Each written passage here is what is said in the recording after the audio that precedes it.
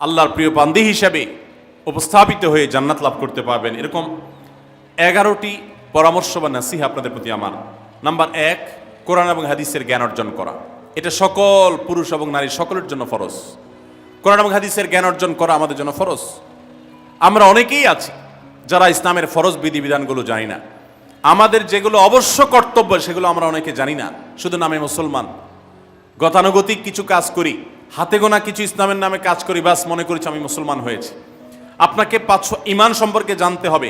আপনার ঈমান কিভাবে আনতে হবে, কি কোন কোন বিষয়ের প্রতি বিশ্বাস থাকতে হবে, কি বিশ্বাস থাকতে হবে, আল্লাহ সম্পর্কে বিশ্বাস থাকতে হবে। ঈমান সম্পর্কে অনেক ভুল ধারণা আমাদের আছে। আমরা আল্লাহ সম্পর্কে বিস্তারিত জানি না, আখিরাত সম্পর্কে জানি না, নবী রাসূল সম্পর্কে জানি না। এগুলো সম্পর্কে সঠিক জ্ঞান অর্জন করতে হবে। 5 ওয়াক্ত নামাজ এর বিধিবিধানগুলো, কখন কোনটা পড়তে হয়, ওয়াক্ত কখন থাকে কখন যায়, অনেক মহিলা আছেন জানেন না, অনেক নারীরা আছেন, অনেক পুরুষরা আছেন জানেন না। এগুলো জানতে হবে। ইসলামকে জানাটা অনেক গুরুত্বপূর্ণ। আর জানার জন্য কোরআনে কারীম বুঝে পড়বেন, হাদিস বুঝে পড়বেন, মাসলা মাসাইলের বই পুস্তক বুঝে পড়বেন ওলামাদের তত্ত্বাবধানে থেকে। এবং কোরআন এবং হাদিস শেখার যত ভালো আয়োজন উদ্যোগ আছে সেগুলোতে শামিল হবেন, জ্ঞান অর্জন করবেন। এটা ইসলামের গুরুত্বপূর্ণ একটা ব্যাপার। জ্ঞান অর্জন যদি না করেন তাহলে আপনি ইসলামের কোনো কাজ করতে পারবেন। ইসলামের সব কিছুর আগে হলো জ্ঞান অর্জন করা। সব কিছুর আগে ইসলাম সম্পর্কে ইলম অর্জন করতে হবে, কোরআন হাদিসের নলেজ অর্জন করতে হবে। নাম্বার 2, 5 ওয়াক্ত নামাজ। নবী সাল্লাল্লাহু আলাইহি সাল্লাম জান্নাতে, মেয়েদের জান্নাতে যাওয়ার শর্টকাট যে সিলেবাস দিয়েছেন, শর্টকাট যে ওয়ে বলেছেন, 4টা শর্ত দিয়েছেন। এর মধ্যে থেকে একটা হলো 5 ওয়াক্ত নামাজ ঠিকঠাক মতো যদি আদায় করেন। অনেক মহিলারা আছেন জোহরের নামাজ আসরের সময় গিয়ে আদায় করেন, আসরের কাছাকাছি আদায় করেন। কারণ গৃহস্থলী কাজে ব্যস্ত থাকেন, রান্নাবাড়ার কাজে ব্যস্ত থাকেন, গা গোসল নিয়ে ব্যস্ত থাকেন। করছি করে এই রান্নাবাড়া করা, সবাইকে খাবার দাবার দেওয়া, ছেলে মেয়েকে খাবার দাবার দেওয়া, ঘর ইত্যাদি মোছা ধোয়া, এগুলো করতে করতে, নিজের গোসল টোসল করতে করতে 3টা 3:30 বেজে যায়। অনেক সময় আসরের ওয়াক্তের কাছাকাছি গিয়ে তারপর জোহরের নামাজ আদায় করেন। খুবই গর্হিত একটা কাজ। আমার মা বোনরা সতর্ক থাকবেন এ ব্যাপারে, যে নামাজ সময় মতো আদায় করতে হবে। শয়তান আপনাদেরকে একটা ভুল কথা বলে ধোঁকা দেয়। সেটা হলো যে আমি রান্নাবাড়া করছি যে পোশাকে, এই পোশাকে কিভাবে নামাজ পড়বো, তাহলে আমি গোসল টোসল করে একটা নামাজ পড়বো। আর গোসল তো আর সহজে করা হয় না। রান্নাবাড়ার পরে সবাই বাড়ায় খাওয়াই দেওয়া, এরপরে ঘর দুয়ার পরিষ্কার করা, এরপরে সব কাজ শেষে গোসল করা, তারপরে গোসল করে এসে নামাজ পড়া, এসব করতে করতে শয়তান আপনার নামাজটা অনেক পিছায়া দেয়। মনে রাখবেন, আপনি যে পোশাকে কাজ করতেছেন ওই পোশাকে যদি দুর্গন্ধ না থাকে, খারাপ না থাকে, ভালো পোশাক হয়, তো ওই পোশাকে আপনি নামাজ পড়তে পারবেন। দুর্গন্ধ থাকলেও শরীরকে ফ্রেশ করার ব্যবস্থা আছে, আপনি ফ্রেশ করে আপনি নামাজে দাঁড়ায় যাবেন। এরপর নামাজ পড়ে বাকি কাজ করবেন। নামাজকে বলবেন না যে আমার অনেক কাজ আছে, এগুলো শেষ করে নামাজ পড়বো। শয়তান আমাদেরকে ধোঁকা দেয়। এই জন্য মা বোনরা 5 ওয়াক্ত নামাজ সময় মতো আদায় করবেন, ঠিকঠাক মতো আদায় করবেন। অনেক মা বোনরা আপনারা নামাজ পড়েন, নামাজ হয় না। বাংলাদেশে বেশিরভাগ মহিলাদের, নারীদের মধ্যে একটা ভুল আছে নামাজ প্রসঙ্গে। সেটা হলো যে নামাজের মধ্যে সতরটা ভালো করে ঢাকেন না। সতর কি? মেয়েদের নামাজের মধ্যে মুখমণ্ডল ছাড়া, 2 হাতের কবজি ছাড়া তাদের মাথা থেকে পা পর্যন্ত পুরো শরীর তারা ঢেকে রাখবে। আজকাল নামাজের ওড়না পাওয়া যায়, এই ওড়নাগুলো পরলে এই মুখমণ্ডল ছাড়া 2 হাত এক সহকারে ঢাকা থাকে, এভাবে ঢেকে রাখতে হবে। আপনি যদি নামাজ পড়েন আপনার গলা দেখা যায়, আপনার কাঁধের কিছু অংশ দেখা যায়, চুল দেখা যায়, আপনার হাতের কনুই দেখা যায়, তাহলে সেক্ষেত্রে কিন্তু আপনার নামাজ হবে না। যদি আপনার পুরো নামাজ জুড়ে এরকম খালি থাকে এগুলো, তাহলে নামাজ হবে না। অনেক বোনরা এটা জানেন না, তাহলে নামাজটা ঠিকঠাক মতো পড়তে হবে। জান্নাতে যাওয়ার জন্য এটা পূর্ব শর্ত। নাম্বার 2। নাম্বার 3, রমজান মাসে রোজা রাখা। রোজা রাখার ক্ষেত্রে আলহামদুলিল্লাহ মা বোনরা রাখেন সাধারণত, কিন্তু রোজা রেখে গীবত, মিথ্যা, শেকায়েত, মানুষের পিছনে সমালোচনা করা, এগুলো করলে রমজান নষ্ট হয়ে যায়, রোজা নষ্ট হয়ে যায়। এগুলো করা যাবে না, এগুলোতে বেঁচে থাকতে হবে। সেই সাথে অনেক মা বোন আছেন একটু সন্তান গর্ভে আসছে, কিন্তু সন্তান দুধ কিংবা সন্তান দুধ পান করে, এই অজুহাত দিয়ে তিনি দেখা যায় যে রমজানের রোজা ঠিক মতো রাখেন না। এটা ভুল। বরং সামান্য একটু ঠুনকো অজুহাতে রমজান রোজা বাদ দেওয়া যাবে না। যতক্ষণ পর্যন্ত শক্তি সামর্থ্য আছে রমজান রোজা ঠিক মতো রাখতে হবে। নাম্বার 3। 4 নম্বর হলো স্বামীর আনুগত্য করা। আমি সবসময় বলি এটা হলো মহিলাদের জন্য তিতা করল্লার আমল। তিতা করল্লা দিয়ে জুস বানায় খাওয়ানো, এটা যেরকম কষ্টের কাজ মানুষের জন্য, ঠিক একইভাবে মহিলাদের জন্য স্বামীর কথা শোনাটা এরকম কষ্টের কাজ। অনেক মহিলা আছে নামাজ পড়তে রাজি আছি, রোজা রাখতে রাজি আছি, তাসবিহ তাহলিল করতে রাজি আছি, কোরআন পড়তে রাজি আছি, মগর পুরুষের স্বামীর কথা শুনবো না। কেন তার কথা শুনবো কেন? আমি কি কম বুঝি? এই মানসিকতা আজ পশ্চিমা অপসংস্কৃতির যে ছোঁয়া আমাদের সমাজে এসেছে, লেগেছে, এটার কারণে আমাদের মা বোনদের মধ্যে তৈরি হয়েছে। এটা কখনো আমাদেরকে সুখী করতে পারে না। একটা ছোট মুদি দোকানেও একজনকে দায়িত্বশীল মানতে হয়, একজন মালিক হয় আর একজন অধীনস্থ হয়, একজন ম্যানেজার হয় আর একজন তার কর্মী হয়। এতটুক চেইন অফ কমান্ড যদি ঠিক না থাকে তাহলে একটা ছোট দোকানও সুশৃঙ্খলভাবে চলতে পারে না, সেটাও বিশৃঙ্খল হয়ে যাবে। তাহলে একটা সংসার, একটা পরিবারে একজনকে মুরব্বী না মানলে কিভাবে সেটা চলতে পারে? অবশ্যই একজন নারী তার স্বামীকে অভিভাবক মানবেন, মুরব্বী মানবেন, তাকে মেনে চলবেন। শুধু ইসলামই বলে নেই, পশ্চিমা দুনিয়ার মানুষরাও স্বীকার করে। সব একটা আত্মজীবনীমূলক লেখা ধারাবাহিকভাবে বাংলাদেশে একটি জাতীয় গণমাধ্যমে প্রকাশ হয়েছে অনেক বছর আগে, আমি পড়েছি।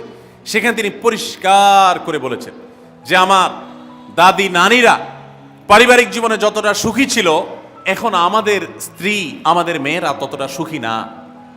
অথচ তাদের এত বেশি শাড়ি চুড়ি, এত বেশি সাজগোজ, এত বেশি সুখ সমৃদ্ধির উপকরণ ছিল না আজকের মেয়েদের যতটা আছে। পারিবারিক শান্তি তখন যতটা ছিল এখন তার ধারে কাছেও নেই। এর অন্যতম কারণ হলো এটি যে আমরা পশ্চিমা অপসংস্কৃতির ছোঁয়ায় পড়ে শয়তান আমাদেরকে অতিরিক্ত স্বাধীনতার নাম দিয়া আমাদেরকে বলগাহীন স্বাধীনতার পথে নিয়ে গেছে, যেটা আমাদের ধ্বংস ডেকে এনেছে। এজন্য একজন গার্ডিয়ান, একজন অভিভাবক পরিবারে থাকতে হবে, তাকে মানতে হবে। আপনি নারী হিসাবে আপনার স্বামীটাকে যদি মনে হয় একটু বোকা কিসিমের, সে বুঝে না, আপনি অবশ্যই ডেফিনেটলি আপনি তাকে বোঝাবেন, আপনি তাকে আপনার মতামত বলবেন, তারও কর্তব্য আপনার মতামত গ্রহণ করা। কিন্তু এর মানে এই না যে আপনি তাকে ডিনাই করবেন, পাত্তা দিবেন না, অবজ্ঞা করবেন, তার কাছে জিজ্ঞেস করা ছাড়া যেদিক সেদিক যাবেন, যা খুশি তা করবেন, এটা উচিত না। আপনার জান্নাতে যাওয়ার প্রয়োজনে ওই যে তিতা করল্লা বলেছি, সে যদি কোনো দিক থেকে তাকে মানতে আপনার কষ্ট হয়, আপনার থেকে সে পিছিয়ে আসে বুদ্ধিতে জ্ঞানে, তারপরে একটু কষ্ট করে ঢোক গিলেন, একটু কষ্ট করে সবর করেন, শুধুমাত্র জান্নাতের আশায় আল্লাহ তাআলা আপনাকে মর্যাদা দিবেন, দুনিয়াতে বড় করবেন, আখিরাতে বড় করবেন। অনেক সময় দেখা যায় পুরুষতান্ত্রিক সমাজে আমাদের দেশে দেখা যায় যে পুরুষদের নানা অনাচারে মেয়েরা অতিষ্ঠ হয়। একটু সবর করেন, সন্তান সন্ততি বড় হবে, তখন আর পুরুষের এই সমস্ত জুলুম থাকবে না, পুরুষ তখন দৌড়ের উপরে থাকবে। এই বাস্তবতা আমরা প্রত্যেকটা মানুষ উপলব্ধি করার কথা। অতএব মুসলিম নারীদের অত্যন্ত গুরুত্বপূর্ণ আরেকটি বিষয় হলো 4 নম্বর যেটি বললাম, স্বামীর আনুগত্য করা। যতটুকু সম্ভব তার সর্বোচ্চ আনুগত্য করার চেষ্টা করতে হবে, যতক্ষণ তিনি কোরআন হাদিসের কথা বলেন। স্বামী যদি কোনো অন্যায় কথা করতে বলেন তাহলে তখন আর তার কোনো কথা শোনা যাবে না। নাম্বার 5, একজন মুসলিম নারীর জন্য তার ইজ্জতের হেফাজত অত্যন্ত গুরুত্বপূর্ণ ব্যাপার। এমন একটা সমাজে আমরা বসবাস করতেছি, পাঠ্য বইয়ে শিক্ষার নামে আমাদের সন্তানদের চরিত্র নষ্ট করে দেওয়া হচ্ছে, বিবাহ বহির্ভূত সম্পর্ক করতে তাদেরকে উস্কানি দেওয়া হচ্ছে, শিক্ষার নামে কুশিক্ষা দেওয়া হচ্ছে, যার কারণে আমার সন্তান নষ্ট হয়ে যাচ্ছে। এই জন্য আমি বলি, এমন যুবক, এমন যুবতী আজকাল সোনার হরিণ হয়ে গেছে।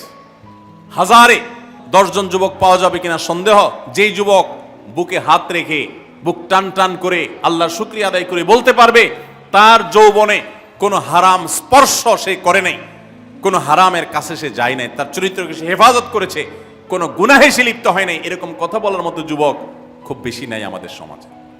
ধ্বংস করে ফেলা হয়েছে বিনোদনের নামে, শিক্ষার নামে, নানা নামে।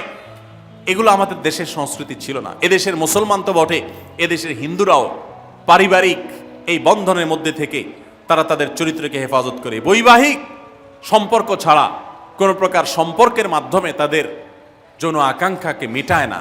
এটা এদেশের মাটির, এদেশের কালচার, এদেশের মানুষের কালচার, এদেশের সকল ধরনের মানুষের কালচার, কিন্তু এদেশের সেই সংস্কৃতিকে ধ্বংস করে দেওয়া হচ্ছে ছোট ছোট বাচ্চাদের বইয়ে এই বিবাহ বহির্ভূত সম্পর্কের কথা বলে। এই জন্য সচ্চরিত্র এখন সোনার হরিণ হয়ে গেছে।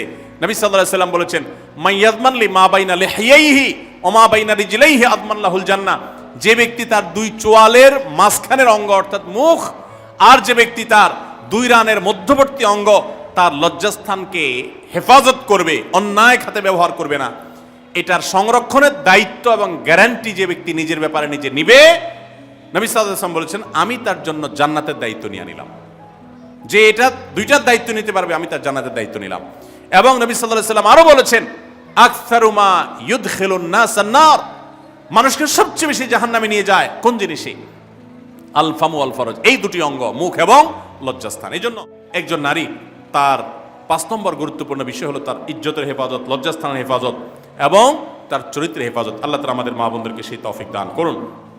অনেক সময় দেখা যায় যে সবই ঠিক আছে, আপনি সোশ্যাল মিডিয়াতে পুরুষের ছবি দেখে, ভিডিও দেখে আপনি হারাম আনন্দ পাচ্ছেন, আপনি ইমোতে, হোয়াটসঅ্যাপে, মেসেঞ্জারে বিভিন্ন পুরুষের সাথে অপ্রয়োজনীয় চ্যাটিং করছেন, কথা বলছেন, এবং সেখানে এই বেহুদা কথা থেকে অনেক অনাচার হয়ে যায়, অনেক সংসার ভেঙে যায়, অনেক পরকীয়া হয়, অনেক সংসার ধ্বংস হয়। এই জন্য আল্লাহ বলেছেন আল্লাহ তাকরাবুজ জেনা, জেনার কাছেও যেও না, চ্যাটিংই করতে যেও না, কারণ করতে গেলে তুমি ডুবে যাবা, পরে ফিরে আসতে পারবা না। ভয়ঙ্কর এক গুহা এবং ভয়ঙ্কর এক জগৎ। তো এই পথ থেকে আমাদেরকে বেঁচে থাকতে হবে। আল্লাহ আমাদের তৌফিক দান করুন। নাম্বার 6, মা বোনদের জন্য গুরুত্বপূর্ণ বিষয় হলো সন্তানদের লালন পালন করা।